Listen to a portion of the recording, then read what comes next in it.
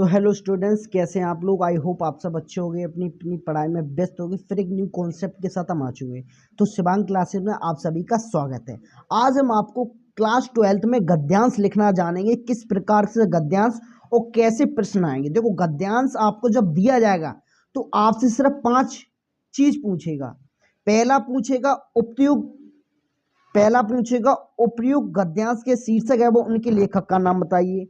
दूसरा, राष्ट्र भूमि के प्रति हमारा जी मतलब जब आपको गद्यांश दिया जाएगा तो आपको एक चीज तो हर गद्यांश में पूछी जाएगी, ये मेन बात कि उपयुक्त गद्यांश के शीर्षक है वो उनके लेखक का नाम। और ये पहचाने ही कैसे ये गद्यांश कहाँ से आया, इसके लेखक कौन है। तो इससे पहले मैंने आपको जो वीडियो बताई थी, इसकी मैं उस वीडियो की लिंक मैं डिस्क्रिप्शन में दे दूंगा, उससे आप किसी भी गद्यांश को पहचान सकते हैं। तो वीडियो को ज़्यादा ना लंबा करते हुए हम आपको गद्यांश लिखना सिखाते हैं, कैसे गद्यांश लिखा जाता है। तो हम गद्यांश को पहले पढ़ते हैं और उसके बाद जानेंगे। तो देखो, सबसे पहले भूमि का निर्माण देवों ने किया है, वह अनंत काल से है।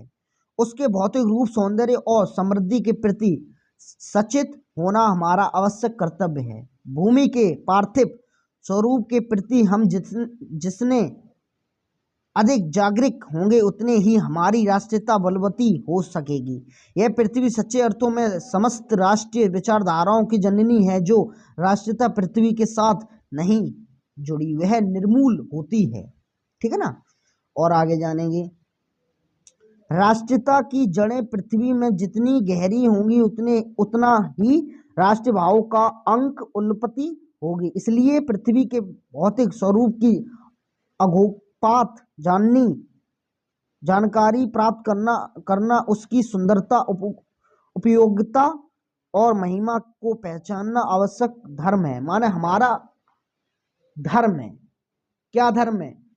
इससे आप ये जान चुके होंगे कि हमें अपनी माता भूमि के प्रति कितना समर्पण करना होगा।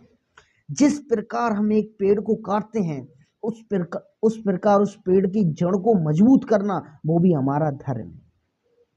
हम पेड़ को काट देते हैं, उसकी लकड़ी को किसी चीज में उपयोग कर लेते हैं, बट हम उस चीज का दुरुपयोग भी करते हैं उन्हीं पेड़ों का। क्योंकि उन पेड़ों में हम जब लकड़ियां जलाते हैं तो उससे हम अपने आप को सेकते हैं, माने हमें एक आनंद प्रतीत होता है। उसी प्रकार जब वो लकड़ियां या उनके द्वारा जो प्रदूषण है वो हमारे शारीरिक के लिए हानिकारक भी होता है, याद रखना। क्योंकि अब हम पेड़ से लकड़ी काट के पेड़ को तो काट दिए, अब जो उस प्रदूषण जो निकला है उसको अपने अंदर सोखता कौन है? वो भी तो एक पेड़ है। इसलिए कहते हैं जब आप एक पेड़ तोड़ो तो उसके जगह 2 पेड़ लगाने की दम रखो, वरना पेड़ तोड़ो ना। ठीक है ना। अब हम इसका अर्थ और पूरा बोझाने, देखो सबसे पहले उपयुक्त गद्यांश के शीर्षक है वो उनके लेखक का नाम बताइए, पहला ये पूछ लिया। उसके बाद दूसरा पूछा है राष्ट्र भूमि के प्रति हमारा आवश्यक कर्तव्य क्या है, माने हमारे राष्ट्र भूमि के प्रति हमारा कर्तव्य क्या है। और तीसरी बात, किस प्रकार की राष्ट्रीयता को लेखक ने निर्मूल कहा है। और चौथा यह पृथ्वी सच्चे अर्थों में किसकी जननी है। जननी माने जिसने हमें पैदा किया है या जिस पृथ्वी को जिसने पैदा किया है। रेखा के अंश की व्याख्या कीजिए। तो इन सभी का अर्थ मैं आपको दे रहा हूं। आप देखिए, इन सभी का अर्थ मैं आपको दिखा दूं, फिर आप जल्दी जल्दी स्क्रीनशॉट या कुछ भी ले सकते हैं। देखो, सबसे पहले प्रश्न में आपको क्या पूछा गया था कि उपयुक्त गद्यांश के शीर्षक है वो उनके लेखक का नाम बताइए। कोई भी आपको अगर गद्यांश दिया जाए, स्टूडेंट्स कोई भी गद्यांश दिया जाए, उनमें पहले नंबर पे आपको यही पूछ लिया जाएगा कि उपयुक्त गद्यांश के शीर्षक एवं लेखक का नाम। तो सबसे पहले आपको ये नहीं लंबी लाइन, कुछ लोगों ने मैंने देखा वो एक आंसर को, एक गद्यांश को 5-5 6-6 लाइन में लिख देते। अरे आपको जितना आ रहा है उतना लिख लीजिए, आपको नंबर उतने ही मिलने हैं। उसने ये थोड़ी नहीं बोला आप 100 शब्दों में लिख दो, उसने ये बोला है कि गद्यांश लिखो, ना कि 100 शब्दों ना 50। ज्यादा ना लंबा करते हुए आप कम शब्दों में लिख दें, वो आपके लिए समय की बचौतरी करें। जितना समय बचेगा उतना आपके लिए अच्छा है, और किसी चीज में उपयोग कर सकते हैं समय को। तो उपयुक्त गद्यांश के शीर्षक है वो उनके लेखक का नाम बताइए। तो हमने लिखा प्रस्तुत गद्यांश का शीर्षक राष्ट्र का स्वरूप माने पहला चैप्टर तथा उनके लेखक का नाम वासुदेव सरर अग्रवाल जी। बस इतनी लाइन, एक लाइन, 1.5 लाइन, 2 लाइन में कर दी। दूसरा हमें क्या पूछ लिया था? हमें दूसरा पूछ लिया था कि राष्ट्र भूमि के प्रति हमारा आवश्यक कर्तव्य क्या है, ये पूछ लिया। तो हमने क्या बताया, उसी में जो आपको क्वेश्चन है उसी में आंसर मिलेगा गद्यांश में। राष्ट्र भूमि के प्रति हमारा आवश्यक कर्तव्य है कि उसके भौतिक रूप, सौंदर्य और समृद्धि के प्रति सचेत होना। माने हमें अपने पेड़ों के प्रति, जैसे हम कहीं भी गंदगी या कुछ भी कर देते हैं तो उसके लिए हमें सचेत होना होगा। हम अपनी माताएं जैसी हमारी माताएं बहनें होती हैं, उसी प्रकार धरती भी हमारी एक माता है जिसका हमें अपमान नहीं करना चाहिए, आदर करना चाहिए। पर आज से बहुत लोगों का दिमाग क्या बताएं, आदर करने का रहा ही नहीं। तो चलते हैं हम तीसरे प्रश्न में। क्या पूछा कि किस प्रकार की राष्ट्रीयता को लेखक ने निर्मूल कहा है? किस प्रकार?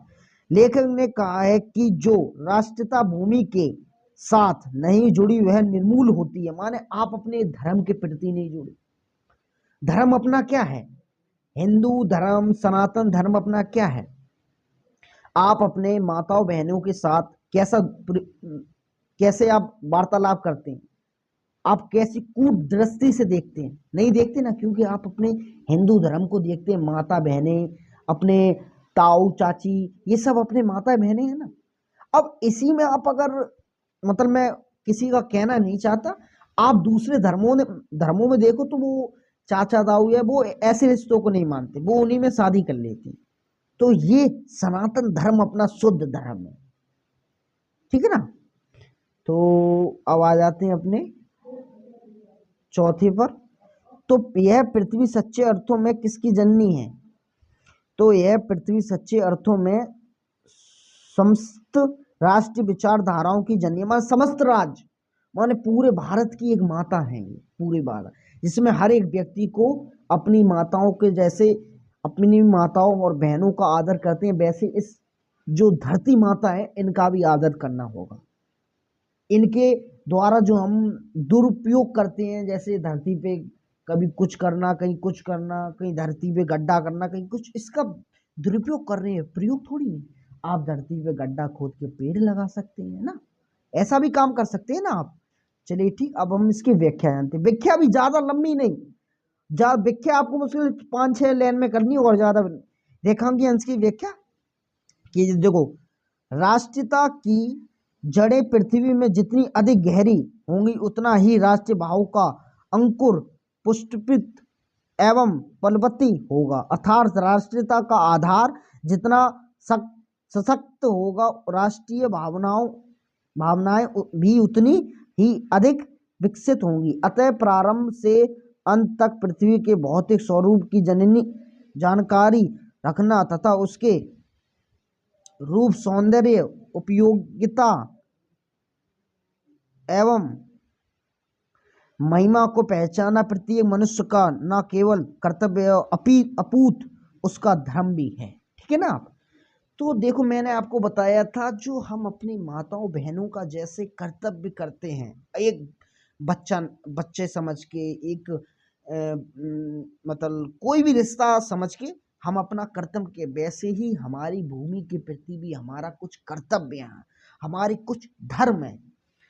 तो चलो, धर्म की बात तो हो गई है बहुत सारी, अब पहले पढ़ाई कर लीजिए आप, और वीडियो को ज़्यादा ना लंबा करते हुए हम वीडियो करते हैं यहाँ तक ही। और अगर आपको वीडियो अच्छी लगी है तो इस वीडियो को बनाने में जानते हो अब कितनी मेहनत लगती है, इसीलिए लाइक, शेयर, कमेंट अवश्य करें, इससे हमें थोड़ी दूसरी वीडियो बनाने के लिए मोटिवेशन मिलती है। तो तब तक इतना ही। जय हिंद, जय भारत। अगली वीडियो मिलती है।